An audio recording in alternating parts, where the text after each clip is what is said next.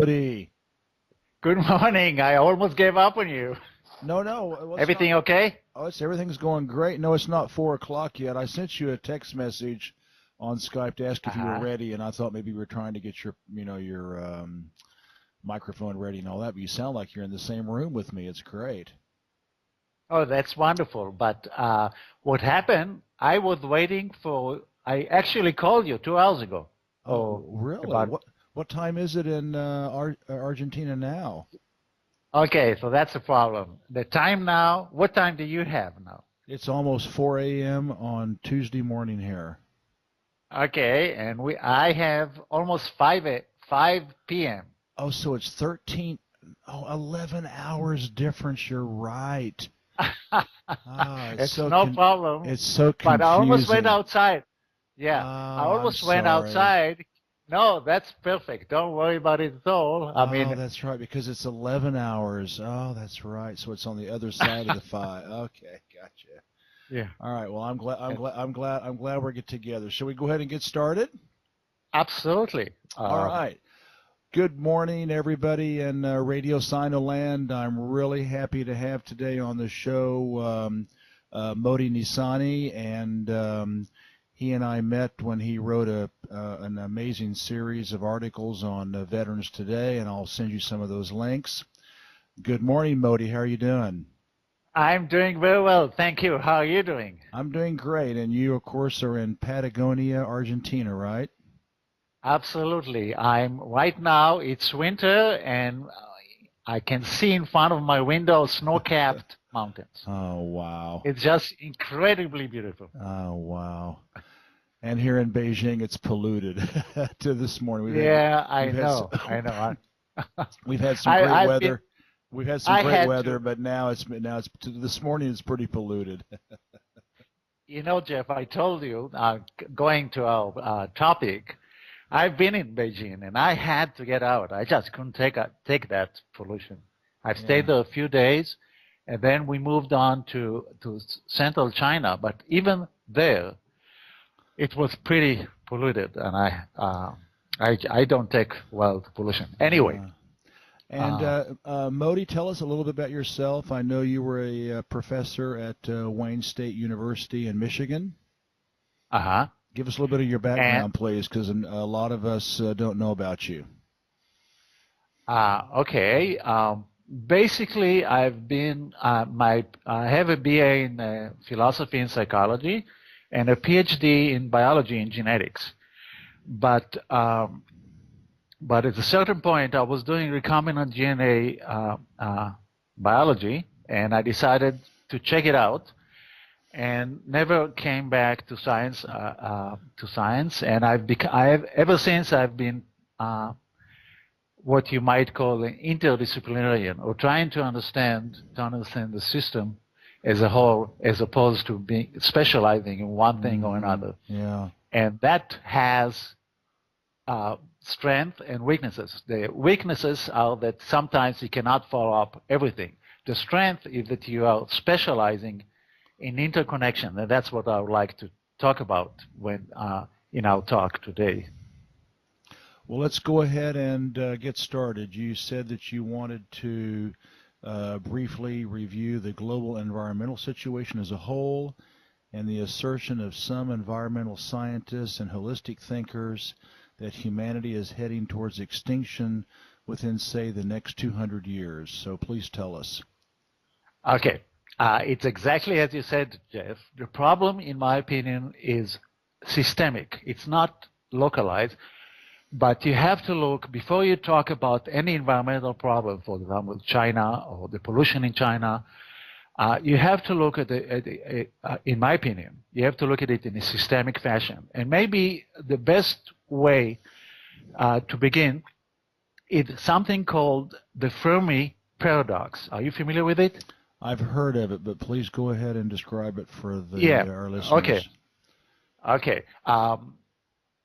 It's actually, to begin with, it's Fermi because Fermi was an American, but it's actually the first person we know of that came up with that paradox was a Russian, And I suspect that somebody in China, a long time before that, like everything else in science, has come up with it. But basically, I'll give you the version of Isaac Asimov. That's the first time that I've come across it, and it made a tremendous impact on me. I was teaching my students.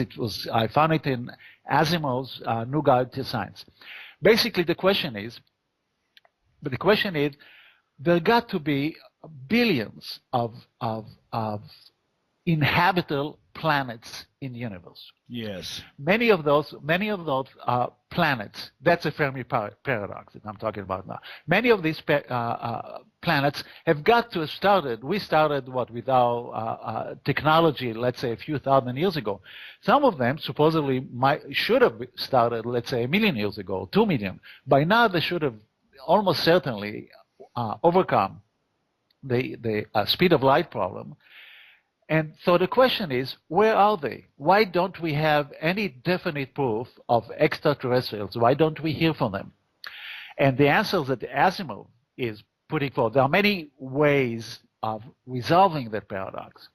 But the answer that Asimov is putting forward is, to use his words, maybe intelligence is a self-limiting property. In other words, civilizations advance, a species advance, acquires intelligence, then it becomes technology. But given its evolutionary heritage, it just cannot cope. It's just not wise enough to cope with the technology, and it tends to destroy itself. Now, another way of saying it is that extinction is written in our DNA. Okay, that's one way. And now I want to review the evidence, if it's okay with you, of why it seems like that's the way. I mean, it sounds terrible. It's highly pessimistic. But if you look at it rationally, unemotionally, it seems like that's the way we are heading. You know, Moti, you brought up something that a scene in the movie Contact with Jodie Foster. I don't know if you ever saw it, but it was the book written by Carl Sagan, and there's a scene in there where she's talking to an international tribunal, and they ask her, "What would you ask the aliens because they've made contact with humanity?" And her question was, I think, probably based on the Fermi paradox. She said, "How did you do it? How were you able to escape your technological, infancy and not destroy yourselves?" And I think that probably goes back to the Fermi paradox. So it's a great movie, by the way, a great book by Carl Sagan, and so please go on. Yeah, I did not watch the movie, but I did read the book, and I absolutely agree. It's a great book, and it's written by somebody who has been studying. He's the one of the beginners of the SETI, Search for Terrestrial Intelligence. So, and that's exactly as you're saying it. That's the Fermi paradox. So, before we go through a list of our problems. We have to understand. We have to understand that anything like you mentioned Tainter. Okay, we have a highly, when you're talking about the biosphere, it's a highly complex system. Therefore, it's highly unpredictable. Everything we say has a certain probability, but we cannot be sure. So we cannot be sure that that's what's going on. We cannot be sure that we are actually harming the biosphere, but we can only talk about probabilities. And talking about probabilities, let's try to talk about a few of the problems that are facing us. Okay, and it's not the point now that I would like to make. It's not so much one problem or the other, but if you take all of them together, then the picture becomes dismal. Okay, let's revisit some of the problems that we have. Everybody knows now about climate change, okay? And there are some serious scientists out there who are saying that it's already over. Well, yeah, I just saw that NASA or the IPCC or somebody uh just came out saying that we have now reached the tipping point, and 3 meter rises in the sea level are inevitable. And some people, and they've been saying it now. I've written a paper, a holistic paper about global warming 20 years ago. Not simply reviewing it, and as far as I can remember, it was absolutely clear that where we are heading. All the predictions, there are so-called greenhouse skeptics, but all the predictions that have been made there have been proven true, and it's actually worse. Much worse, yeah. Much worse than we even thought 20 years ago. So that's the direction we're going. Happening faster and faster. Absolutely, and the worst scenario is that there's a lot of methane. That's some of the people, even then we're talking about it. If all that methane is released, then the planet will simply become uninhabitable. Methane is a greenhouse gas, and it's stored in tremendous quantities. And you can already see, if you go on the internet, you can see a lot of places in the Arctic that the methane is bubbling. But that's just one problem. Then you have nuclear power, right? And we had already, everybody knows about 2 major accidents, but actually there were 3 major accidents. Both of them the first 2 ones taking place in the Soviet Union, the former Soviet Union, and one of them, of course, taking place in northern Japan, in Fukushima. And again, the impact is tremendous. Well, don't forget 3 Mile Island in the United States. Yes, absolutely. But that was there are many others. I mean, living near a nuclear power plant anywhere on Earth is not conducive to one's health. But these are major accidents. Now we have I forgot exactly the number, but we have something like 500 nuclear power plants. And we don't know what to do with them. And it was clear. I remember a book by Ralph Nader and a co-writer, maybe 1977. So what is it? 40 years, Jeff? Yeah. Almost 40 years ago, and warning exactly all the problems that we are going to have. We don't know what to do with the waste stuff. We can use, but yet we are going ahead, and China, unfortunately, is going ahead. It's going to go and building like crazy. And it's worse. It's worth. I still have a long list, but let's just pause here for a second and throw in a few ideas that people do not realize. You talk about nuclear power. There are some serious scientific claims that nuclear power does not generate net electricity. When you talk about you heard me right. Nuclear power, if you do all the calculations, and there are serious scientists out there, it's being done, it's the entire, and of course we can replace it with so many other things. It's totally unnecessary. It's being done for the simple reason that, first of all, it provides some plutonium. People who would like to have plutonium, to make bombs. To make bombs, and secondly, because they're making money out of it. That's why. Let me give you, before continuing the list, let me go to the greenhouse effect. There is many studies that show, and again, we are going back to 20, 30 years ago, that show that not only could we, and we can still come, now it could be too late, but not only could we stop the greenhouse effect, we could as a result, become healthier, and as a result, live longer and save money. There is, for example, there was a National Academy of Sciences study that showed that we could, if we just took action, I mean real action, not the funny stuff that Goldman Sachs is trying to put upon us, but if we took real action, we could have saved ourselves, the United States alone, and I don't know about the rest of the world, but I remember that number, $100 billion. According $100 billion a year, we could save. And let me show you how it could be done. you have a car at the moment, a vehicle? You're driving a vehicle? Not in China. We don't need one because we've got Okay. metros and taxis and buses but in the United States you can't buy a liter of milk or a loaf of bread without driving a car. Oh. Hang on, Moti. Are you still there, Moti?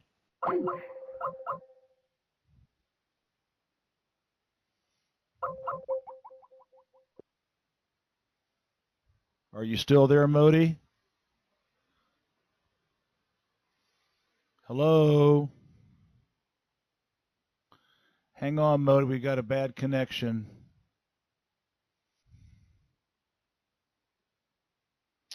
Hello?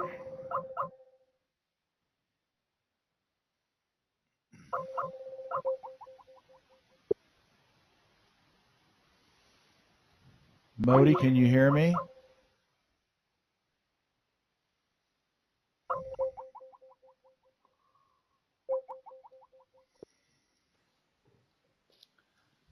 Moti, can you hear me? Moti, can you hear me? Jeff, Hello? can you hear me? Jeff? Yeah, can you hear me now? Yes, I can hear you very well. Can you hear me? Yeah, the call dropped, so I'll edit that out. Okay. All right, go ahead. Keep going. Okay. Keep going. So let's say that I'm just giving you one example how we could have clearly. Oh yeah, the 100 billion driving a car, and in the United States you can't go anywhere without Yes. going 100 meters without driving a car. Even if you accept, of course, I believe personally that the ancient Athenians, for example, lived a much. That's one of my favorite topics. They were much happier and lead much more meaningful life without cars, without refrigerator, without anything. But even if we are assuming that we must have all that technology, we can have, and the technology existed. I've seen with my own eyes 30 years ago, a car produced by Volvo before it's been taken over by Ford, a car that could give you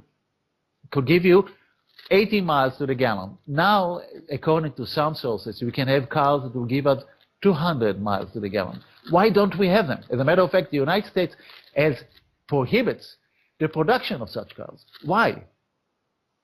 Clearly, because the oil companies want to make money. Absolutely, and that's going back to the Fermi paradox. That's the kind of situation we find ourselves. So we talk now about nuclear power, but there are a lot more things that we have to worry about. The oceans. Moti, can I just say something? Oh, absolutely. I've also read studies. I have read studies that nuclear power and even hydrocarbon industry, neither of them are profitable without massive, trillion-dollar subsidies from governments around the world. And without those subsidies, they wouldn't even be in business. Absolutely. Absolutely, one of the points I was. And if we took all that money, the trillions that we subsidize the hydrocarbon industry and the nuclear industry, and use that for a sort of a Manhattan project for solar power, we could solve the problem. But we live in a corporatocracy. We don't live in a democracy. We live in a corporatocracy. And the corporations are going to, suck the last drop of oil out of us, the last chunk of coal, and the last piece of plutonium out of us before they switch to solar. And by then, absolutely. And by then, it might be too late. We'll be French fries. Yeah. Okay. Now, so we have already. I want to continue the list. I'll just do it very quickly. How much time do we have? Sure. As much time as you want. Okay. I can break the show up into segments. Okay, or we can do some other segment if you want later on. But okay, I just wanted to continue the list. Okay, we talked about the greenhouse and we talked about nuclear power. Then there is nuclear war. Some people, I don't know, but some people say that if we do actually have a nuclear war, it could mean with nuclear winter. And I'm not entirely sure, but but we just add it to the list. Certainly, it will not be pleasant to have an all-out nuclear war. And the kleptocrats or the corporates or whatever you want to call them, the bankers, are actually increasing now the probability of nuclear war. So that's number 3 on our list. I think with Russia, and the Ukraine and China and the South China Sea and all of the imperial threats, across the world. absolutely, they are just you are familiar with the doomsday. Not to mention Israel. Israel, which is absolutely unhinged and has 200 to 300 nuclear warheads. And it will use them on the slightest provocation too. Absolutely, they're even absolutely. less. I trust them less than I trust the kleptocrats in Washington.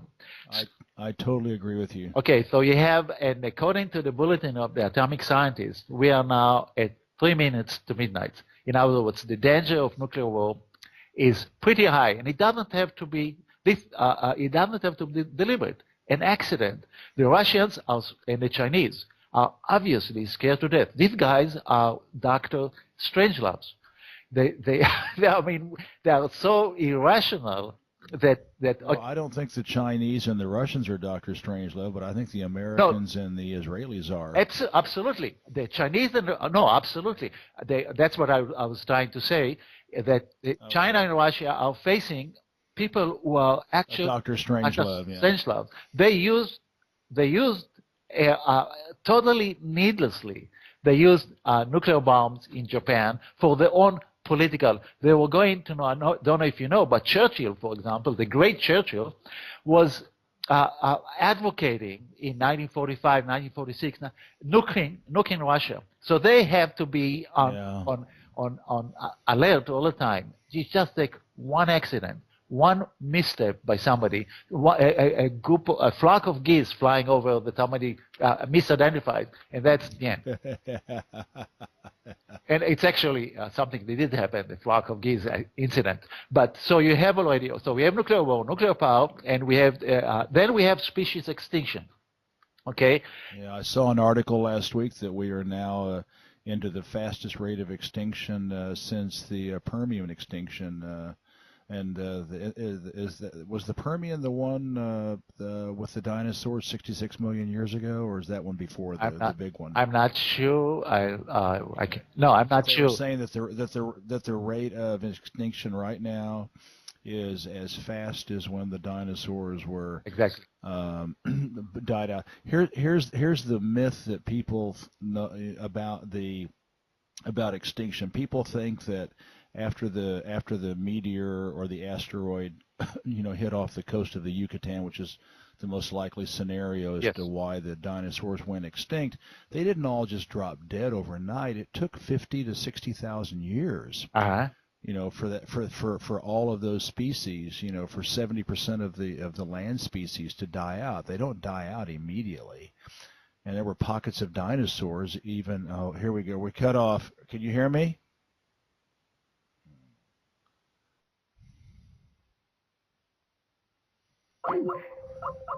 Can you?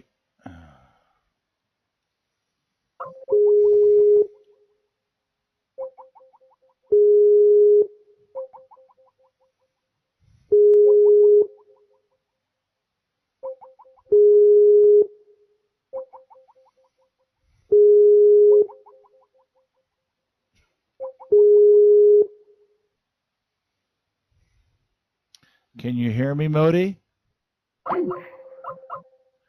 Hello?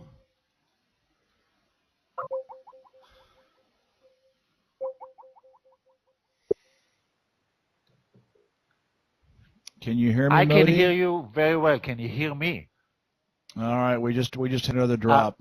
I'm going to have to do some amazing editing on this call. Patagonia and China are a long way from each other. The problem is on your side or my side? What do you think? I have no idea. But anyway, getting back to the extinction of the dinosaurs 66 million years ago, when that meteor asteroid crashed, they all didn't drop dead. A lot of them did immediately thereafter, but it took tens of thousands of years for the total extinction to take place. Yes. And so when they say that 1,000 species died last year, it doesn't sound like a lot, but it is. And then it'll be 1,000 next year, and then 2,000 the year after that, and then 3,000 the year after that. and the extinction goes up, and the extinction goes up geometrically. Yes.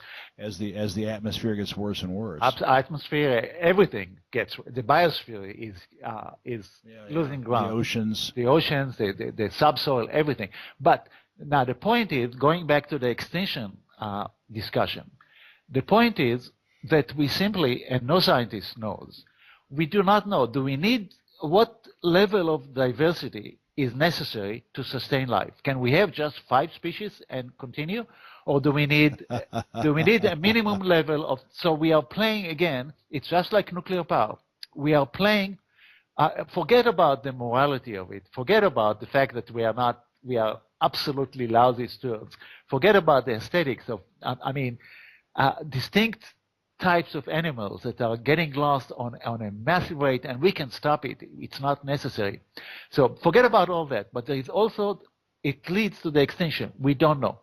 And then of course the problem of the ozone layer. Are we going to mess up with it more to the point where? Yeah. And then we have genetic engineering. That's what I was doing, and that's why I moved out of science, because I had GMO, and I had serious doubts. Can we go on creating forever this kind of Frankenstein? I mean, every time, I don't touch any of that, but every time you turn on the news, Monsanto has created something else. Tomato, they started with tomato or whatever, and eventually, or fish, or whatever, and they're really good scientists. I mean, they don't realize what it is that they're doing, or choose not to realize. But the question then becomes, how again could extinction come from that direction? And maybe, and then of course we have chemicals in the environment. We know, for example, I forgot exactly the number, maybe you can remind me, but there's something about sperm count going down. Are you familiar with that?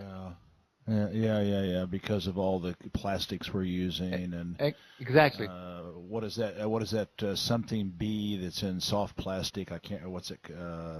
Phenol B or something like that. Yeah, but the point is that it's going. Yes, and the point is that it's going down. Now, what happens if it's going down? I forgot what it is now. I didn't follow up, but let's say it's 50% now what it used to be. What happens when it goes to 10% or 0%? Extinction, right? Yeah. And then you have the ocean. Yeah. Then you have overpopulation, which is don't want to. So you take all these things together, and that's the point I wanted to get to today. If you take all these things together, and we might see it and talk and say that scientists were saying that extinction coming because only the greenhouse, the probability is certain it's going to happen. Let's say that greenhouse in the next 200 years, the global warming, the chance that it will lead to extinction, let's say conservatively, that it's only 10%. Then you take nuclear power. Then you take all the other things we just talked about. And then you take all that, nuclear power, the global warming, all that, actually it's happened is technological advances that happened in the last 70 years. We can also add to it computers. Some people I'm sure you've heard about it, Stephen Hawking, and people talking about that once computers... Artificial intelligence, and robots. And once the computer wake up, it sounds like science fiction, but some serious scientists are saying computer wakes up, computers can improve themselves, they're intelligent, and then they will realize they don't need us, or we are just in the way. So that will be another risk. Nanotechnology, I don't know if I mentioned. So you take all of that, you take all these risks that we know, and now you take the fact that science is advancing. That's one thing we do pretty well. We can come up with all kind of weird inventions like nanotechnology. Who would have dreamt about it 50 years ago? So you should expect a lot more technological advances. Take all of that together, and even if you say 10% on the greenhouse, 10% for nuclear power, 1% for the ozone layer, 5% for nanotech, you take it up and you sum it up, all this, what a group in England is calling planetary boundaries. We are reaching planetary boundaries. You take all of them together, and even if you want to dismiss one or the other, but there is the totality of the risk. And when you take the totality and you take the fact that we'll have a lot more. I mean, these guys coming up with new inventions I mean, you and I remember when we used to use a typewriter, Jeff? Oh, absolutely. Absolutely. So, I mean, look how the world has changed. Another 50 years, they will come up with another 10 inventions. In other words, going back to the Fermi paradox, it seems to be that that intelligence, and that seems to be the most probable. And so we are heading after extinction. And to kind of summarize that part of our discussion, the best way, for me, when I first realized how serious the situation was, not so much from fellow scientists, who are, for the most part, are specialists. They are my genetics colleagues. They know their area very well, but they have no idea what's going on in the planet as a whole, in politics and so on. They're just Hello, Moti. I think we got cut off. Can you hear me? Hang on, Moti.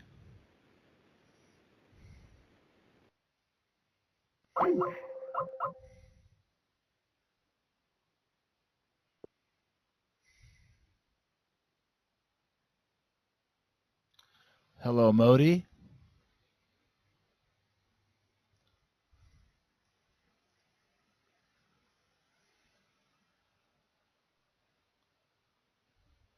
Can you hear me, Moti?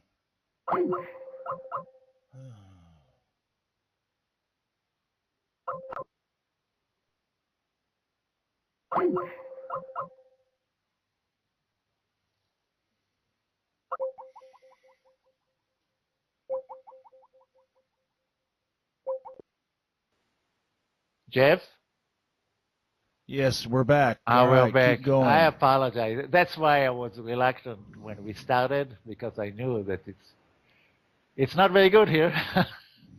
Well, I'll edit it. Don't worry. Yeah. Okay. Keep going. Okay. So now, what I was saying is that actually, the best way of kind of understanding, for me at least, maybe you could go to psychology and philosophy and try to understand it. But for me, the best handle on what's going on came from science fiction. There are books like, let's find a book that we have in common. Are you familiar with Cat's Cradle by Kurt Vonnegut? Yes, I read it many, many years ago. Okay, tell me, what do you remember? To be honest with you right now, I not much, I'll be honest with you, but I did read it back in college. Yeah. Okay. You tell me. Yeah, I'll tell you. Okay. It's a story, and it captures. There are many books. We can talk about another one, but it captures, for me, perfectly. And it's not. It's supposed to be funny, but it's not funny at all. And it captures our predicament and our irrationality. It's about the U.S. Marines, and the Marines have, according in a book, they have, and you recall when I tell you, they have a problem. It's, when they land in something like Okinawa or whatever it was, it's not very pleasant because they have to wade water, right? Yeah. Okay. On the beach. And it's not. So somebody came up with the idea, how about if we invent something that we're going to call Ice 9. Okay? And what does Ice 9 do? Ice 9, when you put it in water, it causes a chain reaction where water freezes well below the freezing point. Well above the freezing point. In normal temperatures, like the ones you have right now in Beijing, you put the Ice 9 in the water and it will freeze. You put it in the ocean, the entire ocean will freeze. You put it on your lips, you become, you freeze. Frozen. You become frozen. You die. Kind of like King Midas, and everything he touched turned to gold. Exactly. It's exactly like that. Now, the point of the story is, the moral of the story is, okay, you think that that the Dr. Strangeloves out there will say, hey, we don't want to touch the stuff. We certainly are not going to develop something like that because the Marines don't want to wade into water, right? But it actually happens, and I think it's a quote from and I'm 20 years ago, I use it in my classes, so that's why I remember it better than you do. But the quote is, that's the way, I think two quotes, again from memory. One is, history, colon, read it and weep. That's one moral of the story. And the second one is somebody writing a book, and what can you say, what are the prospects for humanity given the history of the, what can you say for humanity, or given the history of the last 1 million years, something like that, and the answer is nothing. And that is what we are facing. If we wanted to save ourselves, and it's not only that, of course, we have poverty, tremendous inequalities, we have perpetual wars, we have our justice system breaking all over the world. If we wanted to have freedom, all of them are under attack. Do you agree?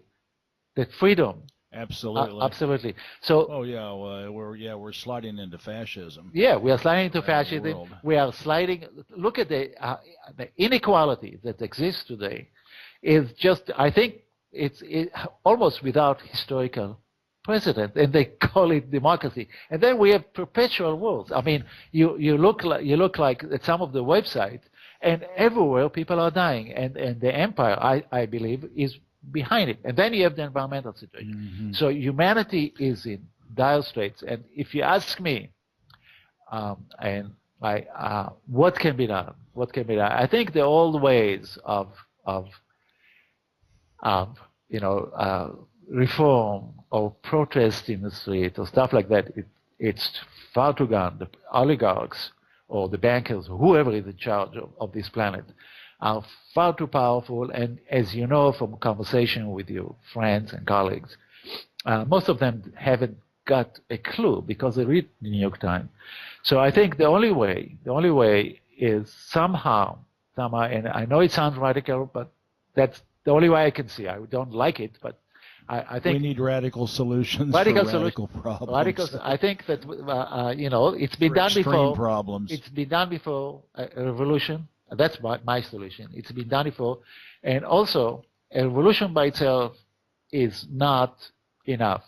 The solution, the goal we should strive for, and I don't know how you feel about. Most people think that I'm a little bit off my rocker when I say it, but I think the only solution, the only thing worth striving for, and I have articles about it where I try to defend that proposition, is what is called nowadays direct democracy.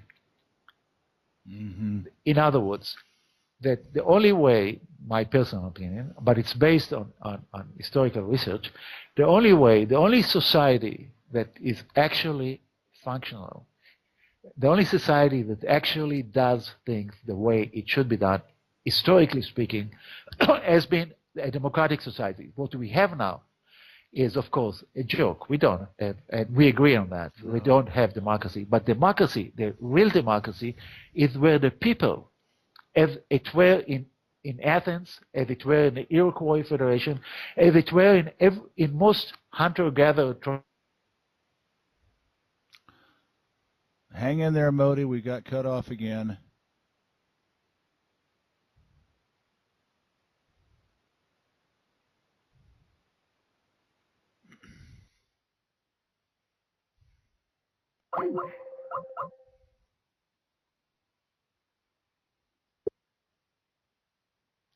Hello, Moti. Can you hear me, Moti? Moti, can you hear me? Hello, hello, hello. Moti, can you hear me?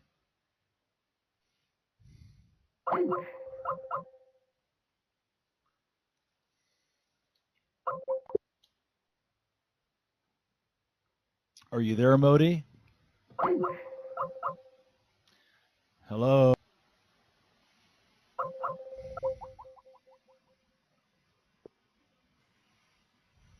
Jeff? Yes, Mo. Yeah, you were talking about the Iroquois and the Listen, I must apologize. and the Athenians, and you know, this was also pointed out by Jared Diamond in his books about societal collapse. You know, you mentioned earlier Tainter, and because I had brought up Joseph Tainter, and if anybody ever wants to read a great book, Tainter, the collapse of complex societies. But Jared Diamond also, you know, he studied the tribes in Papua New Guinea for 20 years, and he pointed out that their direct democracy works great. Yes. And it's just when we you know, you kind of get back to, you know, Karl Marx, and you know, as soon as there's a surplus. Yeah, Jeff, I'll send you the link to my article, but I just talking about it. But that's of course. Well, I'll put it on 44 days. Okay, but that's of course. How do we get there? That's the critical point. That's why I said about revolution. But if we just talk about, you're absolutely right about. I'm glad you mentioned Jared Diamond. Jeremy, you're familiar with it, Easter Island discussion. Yeah. The last tree. The last tree. What did they? You know, he's asking. What did the last person, the people who cut the last tree and destroyed the island and brought the population from something like, if I remember correctly, from 8,000 to 2,000, cannibalism. And what his point is about writing about Easter Island is that is the environmental situation writ large. But going back to direct democracy. In the article I'll send you, it's true that people say, okay, well, Athens had slavery. True. Athens had, but it's the kernel. Among the citizens, it was a wonderful society. The Iroquois, I'm highly familiar with the Athenian situation. The Iroquois too, if you just read about the society, it's just fantastic. Or if you read about if you just study anthropology, for example, a great anthropology, right now the name escapes me, but here's an article, Life Without Chiefs. They function democratically. The only agricultural society can allow what we have now, in my opinion, is the ascent of the psychopath. We created conditions. Yeah. We created a condition where the worst, morally, the scummiest people control our life. If we could just have normal people, and there is a lot of evidence now, for example, the American people did not want to cause a genocide, and that's what it was in Iraq. The American people are not, polls demonstrated, despite all the propaganda.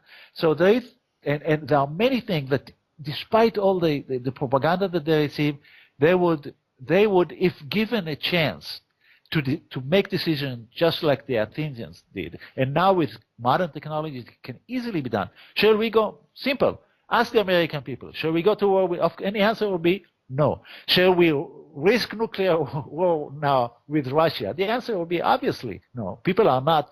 Maybe they are misinformed, but there is a kernel of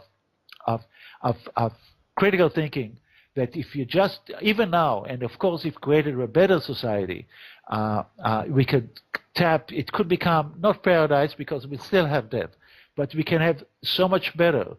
And for me, that's the key, is to create a society. Well, you know, Moti, you talked about the psychopaths. I wrote about this in 44 Days, and I've written about it in Reflections in Sinoland on my website, and that is the systems that we have in place today. You can't be a national leader in today's world without being a psychopath. I mean, you have to be a psychopath to even be a Francois Hollande or a David Cameron or a Barack Obama or even a Xi Jinping, because you have to accept the fact that people are going to suffer and die, and you cannot feel any remorse for it. Absolutely. I mean, that's obvious. I mean, look for example at the question. I mean, we are digressing a little bit, but it's still all. Paul Ehrlich said many years ago, in ecology, all the roads lead to solve the problem, lead to politics. Look, to confirm what you're saying, look at what we have in the United States and the people somehow accept it. We have sunshine fiber. There's no denying it. I mean, when you want, or look at talking about Israel, I don't know if you've seen it, but it's such a demoralizing thing to watch. Netanyahu, that's it. I mean, fascist is maybe too kind a word for that man. He's a fascist. Okay, we agree on. And he gives a talk to the American Congress. Have you seen it? No, but I heard they applauded 28 times. Okay, well, I mean, he's saying nothing. It's absolutely, and they are standing up. They are standing up and applauding. So yes, I mean, who would Henry David Thoreau agree to be a part of that system? Would Martin Luther King agree to be a part of that system? No, it will take somebody who is willing to sell his soul, if he has any, for power. Mm-hmm. We created a system that is so vicious. And one, I feel sorry for them. Michael Moore, in one of his YouTubes, talks about, I think he calls it, what is a hoe? A prostitute, right? A slang, black. Yeah, yeah. H-O is a slang, like sort of like in rap songs and stuff for a whore, a prostitute. Yeah, and yes, he actually takes in his film, he takes African American pimp. I saw that. That was so funny. Yeah, and he went around to buy politicians. Exactly, and he actually really funny. And they, because he offers them money, they actually gets to interview some of these guys. I mean, it shows you. McCain. I saw three of. There was three of them. I think the three films, and they were just hilarious. Oh, we got cut off.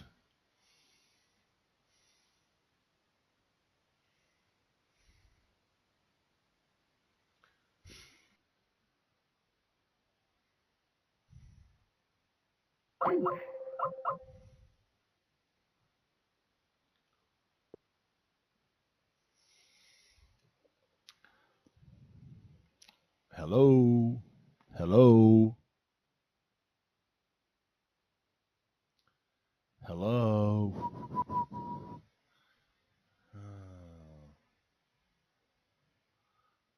Hello. Hello.